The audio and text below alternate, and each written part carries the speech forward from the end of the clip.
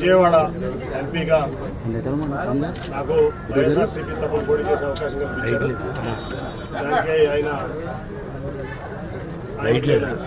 కృతజ్ఞతలు తెలియజేస్తున్నారు. ఈ మధ్యకాలంలో నన్ను మెడబెట్టుకుని అవమానకర రీతిలో అవమానిస్తూ తెలుగుదేశం పార్టీ బయటికి గెంటేసింది. అటువంటి పరిస్థితుల్లో నన్ను ఆత్మీయంగా ఆలింగనం చేసుకుని ఆయన హక్కును చేర్చుకున్నారు. దానికి జీవితాంతం నేను ఆయనకు రుణపడి ఉంటాను. ఎందుకంటే చాలా అవమానకర రీతిలో నన్ను గెంటేశారు. నేను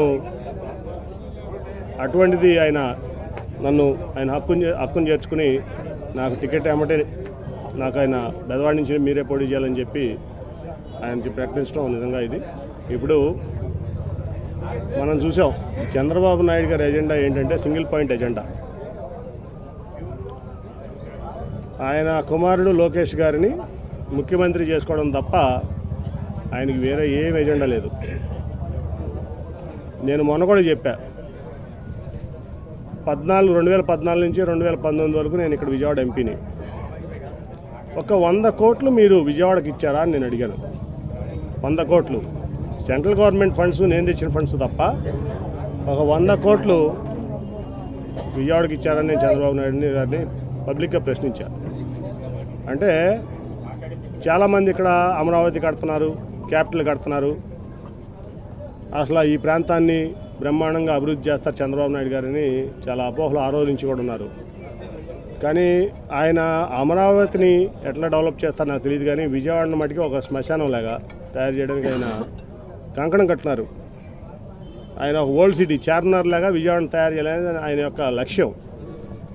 ఎందుకో కానీ నాకు తెలియదు, విజయవాడ అంటే ఆయనకి చాలా చిన్నచూపు మొదటి నుంచి కూడా. ఇక్కడ ప్రజలన్నా విజయవాడ అన్నా ఆయన చాలా చిన్నచూపు.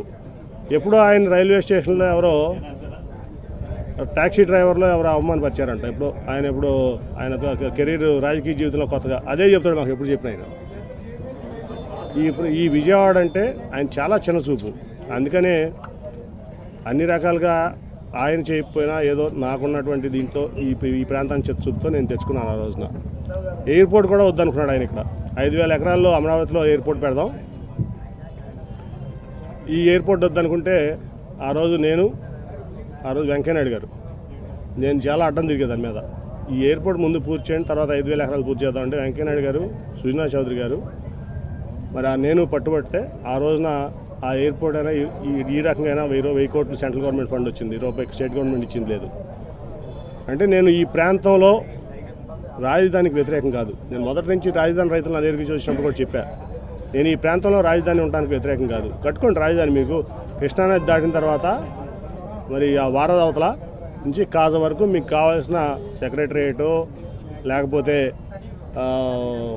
కౌన్సిలో లేకపోతే అసెంబ్లీలో హైకోర్టులో ఇప్పుడు కట్టారు కదా, టీడీపీ ఆఫీస్ కట్టారు, డీజీపీ ఆఫీస్ కట్టారు. అలా కాజ బైపాస్ కాజలో కలుస్తుంది. కాజ నుంచి ఇక్కడ వరకు కట్టుంటే ఈ బయటికి బ్రహ్మాండమైన నగరం అయ్యేది 5 ఏళ్లలో. అది కట్టకుండా ఎక్కడో 55,000 ఎకరాలు 33,000 ఎకరాలు రైతులను మోసం చేసి వాళ్ళ రైతుల్ని రోడ్డు మీద పడేసి ఆయన ₹1 కూడా ఆవిడ గాజులు తీసి ఇచ్చింది, మా దగ్గర డబ్బులు లేవని చెప్పి. అమరావతి ఫండ్ అనమాట. వాళ్ళ రైతులు ఎకరానికి 10,000 వేసుకుని వాళ్ళు బాగు చేసుకుంటున్నారు. వాళ్ళు కోట్లు ఇబ్బంది పడుతున్నారు. అంటే నేను చెప్పేది ఏంటంటే, నువ్వు ఆ రోజున రాజధాని పెట్టాల్సింది కృష్ణానది వారధ దాటిన తర్వాత కాజ మధ్యలో నీకు కావాల్సిన left side 9H left side right side కట్టుకుంటూ వెళ్తే బ్రహ్మాండమైన గన్నవరం ఎయిర్పోర్ట్ నుంచి గుంటూరు వరకు ఈ ప్రాంతం బ్రహ్మాండం అయ్యేది. నువ్వు నీ అనవసరమైన ల్యాండ్ మాఫియాకి వెళ్లకుండా, ల్యాండ్ దీనికి వెళ్లకుండా నువ్వు పాత అమరావతి నుంచి తెనాలి వరకు మాస్టర్ ప్లానింగ్ ఇచ్చుకుంటే ఇవాళ బ్రహ్మాండంగా ఈ నగరం ఈ ప్రాంతం డెవలప్ అయ్యేది.